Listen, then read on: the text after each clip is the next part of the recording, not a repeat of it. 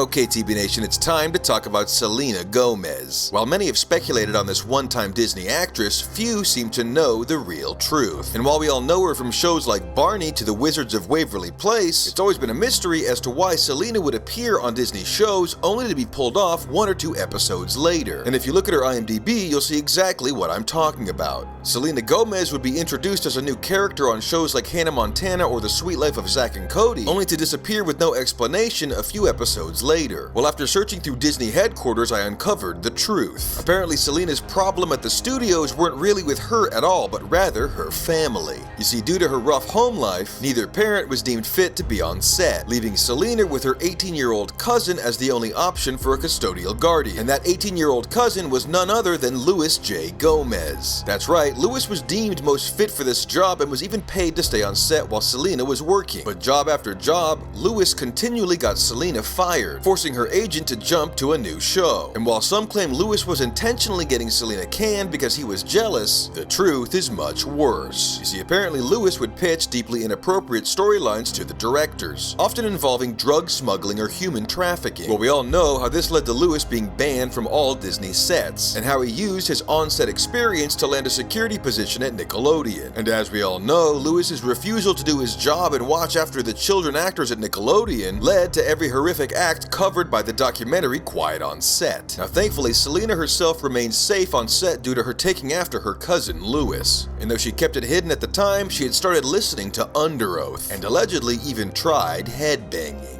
Selena had gone from the shy child actor on the set of Barney to the loud person who was always making inappropriate jokes. The only problem was, she wasn't funny. She was often causing disruptions on set by releasing what came to be known as her dreaded Chinese clam chowder farts. And while Selena herself found it all very funny, no one else agreed. She was like the friend that thinks they're hilarious when it's really only them laughing at their own jokes. And it wasn't until Selena started dating music producer Scott Storch that she was finally able to be taken seriously and land the type of roles she wanted, like the hilarious human trafficking comedy Spring Breakers. You see, Scott Storch was incredibly close with SNL's very own Leslie Jones, and the two of them, along with Selena, formed their own production company that's changing the face of comedy as we know it, by launching the careers of the incredibly hilarious, amazingly original comedians Hannah Berner and Britt Miggs, whose work will surely go on to eclipse all other comedians and potentially all future art on the planet. And it was even just released in Deadline that Selena's production company is making an Under Oath biopic, with Jesse Plemons and Adrian Brody both signing on to portray Aaron and Spencer. And by now, you're probably wondering, since Selena is a megastar, why doesn't she ever give her cousin Louis a shout out? Well, the bad blood between these two all stems from Louis apparently stealing one of Selena's ideas. That's right, the scripted sitcom about a podcast known as Legion of Skanks was originally Selena's idea. But at the time she came up with it, she was still under Disney contract, giving Louis the clear to steal this amazing IP. And that's why whenever Selena Gomez is asked about her cousin, she pretends not to know who he is. And apparently the last time these two spoke was only because of a revenge prank pulled by Selena, where she reached out to Louis and told him all would be forgiven and she'd make him a Puerto Rican superstar if he would only eat some of his own feces on camera. Well, you could probably guess that Selena did not hold up her end of the bargain, but she did upload the footage to xtube.com and is still making a small revenue percentage to this day. And there's plenty more strange things about Selena, like the fact that she claims to have small face syndrome, when medical records prove that she has actually had her face chemically shrunken over 12 times, or how she was trying to organize neighborhood dog orgies, claiming that canines residing in Hollywood shouldn't be living the same boring lives as Midwestern dogs. But we'll have to save that for another time. Until then,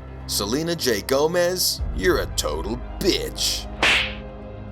Okay, TB Nation, me and the Congolese army have made it through the Sudan and landed in Egypt. Every few hours we could see a tone drone off in the distance, but they never approached us. Something seemed off. And while exploring these ancient Egyptian temples seeking comedic truths, I couldn't help but notice how some of these hieroglyphs resembled Tony Hinchcliffe himself. It was then that I knew it. We had been poisoned. The Brian Redbots we saw in the distance were spraying the entirety of Egypt with aerosolized mind-altering psychedelics, designed to make you see Tony as the new pharaoh of Earth. Upon exiting the temple, we discovered the entire population of Egypt marching towards us, all chemically converted to obey the Austin axis of evil. It seems we have no choice but to plow through these ossified zombies in the nearest Egyptian minivan. TB Nation, wish us luck.